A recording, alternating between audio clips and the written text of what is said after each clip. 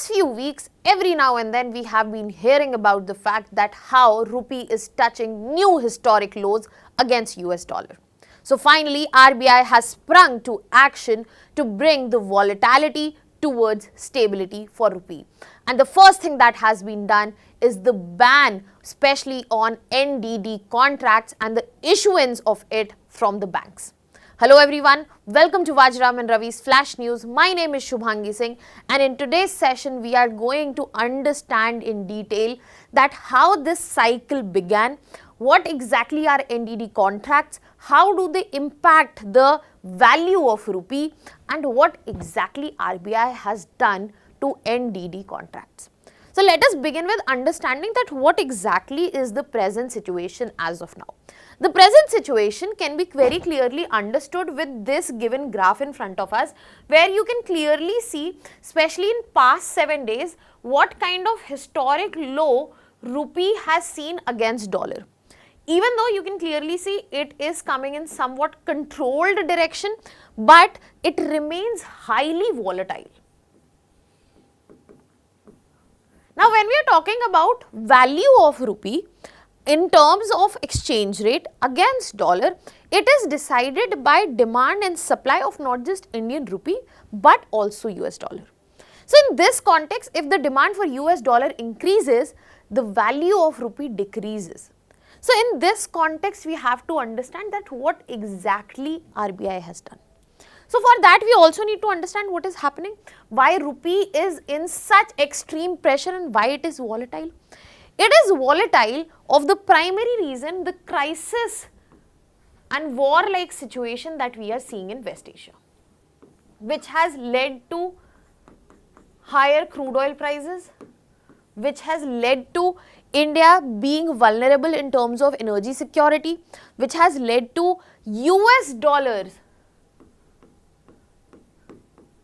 rising demand because it is the global reserve currency, it is a safe asset investors want to invest in here, and also because we are seeing FPI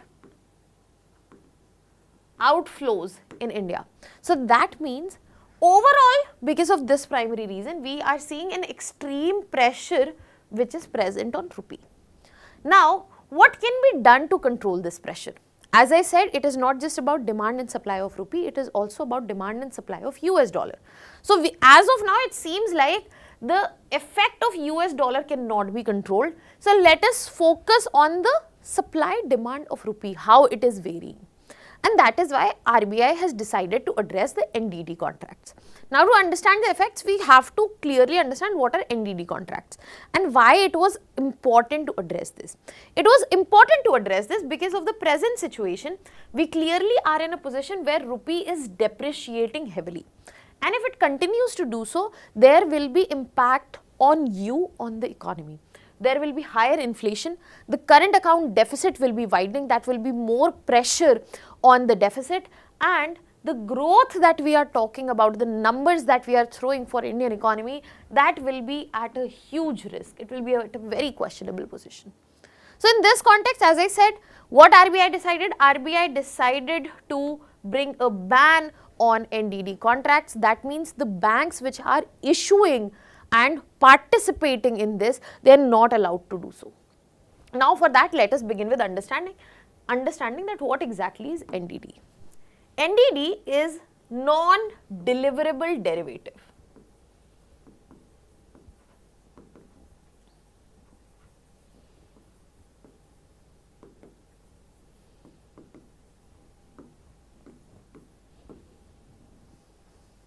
That means this is a contract where exchange rate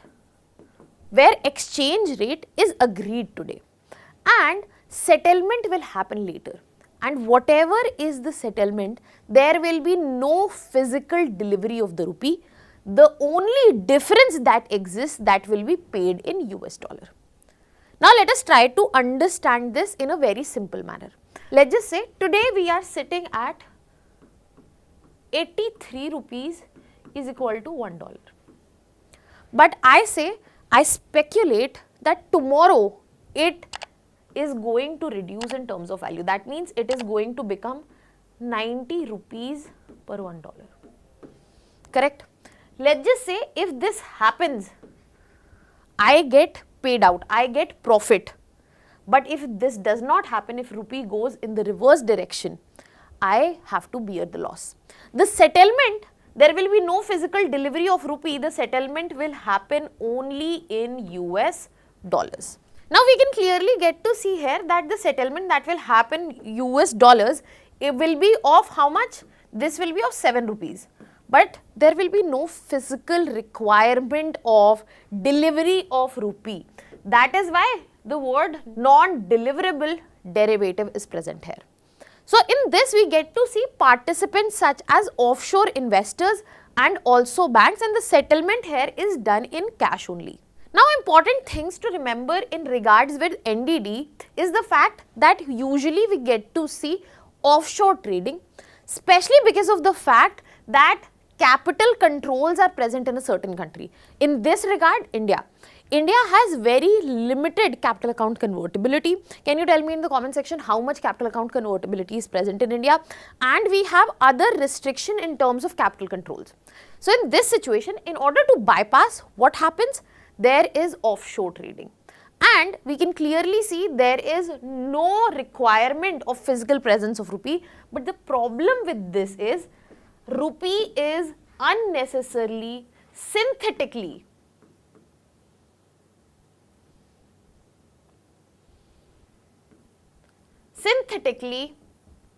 exposed, and that is what hurts the demand and supply as well. Now, especially in the given situation, if we see that there is a lot of pressure on rupee, as I discussed in the starting, there will be a lot of speculation that the value will decrease. That increases more pressure, a lot of people are profiting. So how they are paid out? They are paid out in dollars. That means demand of dollars is increasing.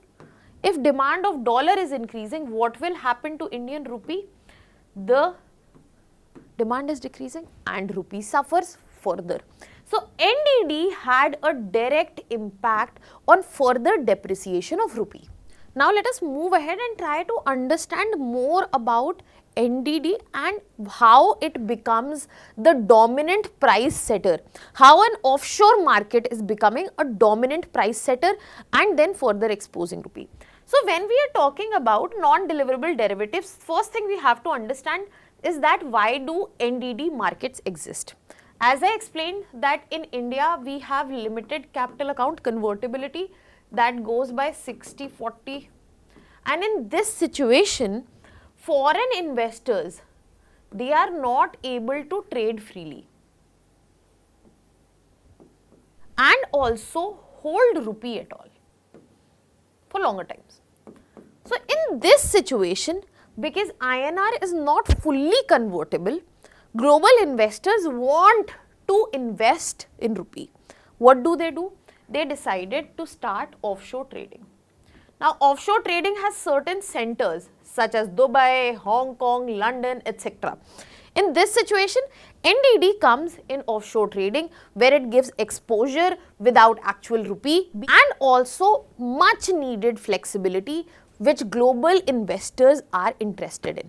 So this is how offshore market sometimes becomes the dominant price setter, because let's just say if NDD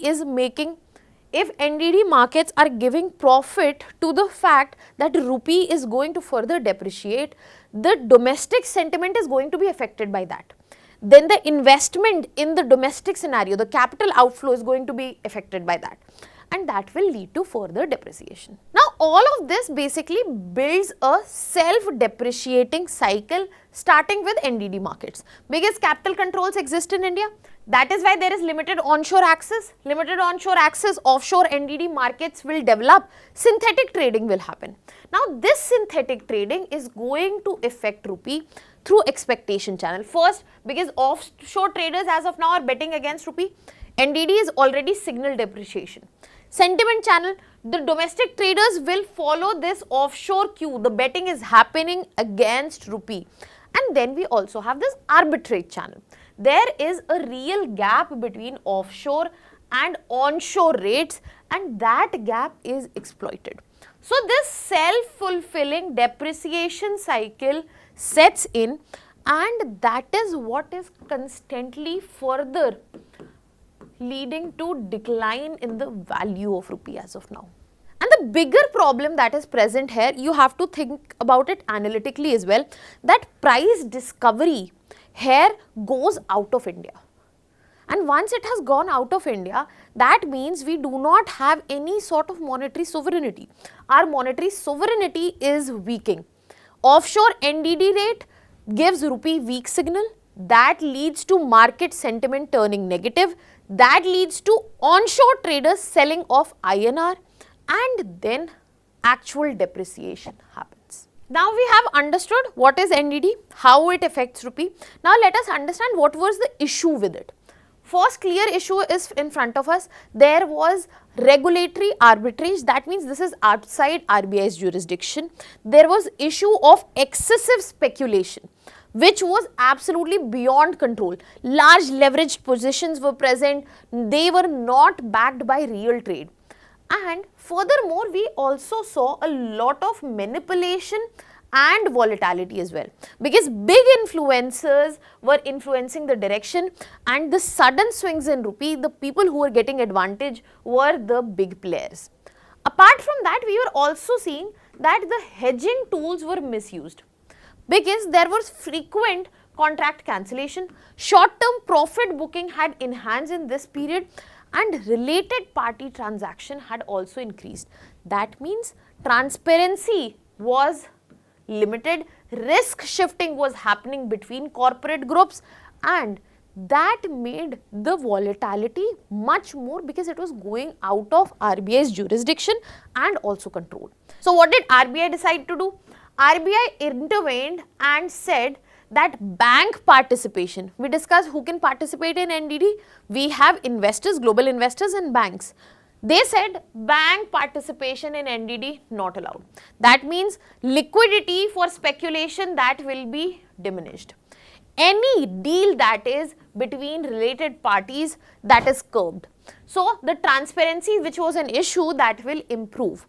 And this ban brings us in alignment with global standard. We will have better risk assessment and also better risk reporting at the same time. And all of this will facilitate direct focus on onshore market. That means we will be able to strengthen what is needed in domestic forex market, because the external factors and their effect would be minimized. So all in all, what RBI is trying to do is RBI is trying to stabilize the rupee. They are trying to reduce the speculative attacks. Whatever is the demand and supply situation, that will exist, the real trade will happen. But because of speculation, they don't want rupee to be destabilized. Other than that, they are going to restore back to domestic price discovery in this situation. So as a result, what we will see, do you remember the initial graph that we saw and how we saw that the situation was getting better for rupee? So rupee appreciation has been seen. Apart from that, there will be reduced volatility. For longer term, we will get to see greater market stability, and we will also be able to improve investor confidence with time. However, it may reduce the liquidity, which can impact the economic parameters, and also the hedging costs, they might increase. What are your thoughts on this? Let me know in the comment section. I'll be leaving you here with a prelims practice question. Let me know the answer in the comment section. That was all. Thank you so much.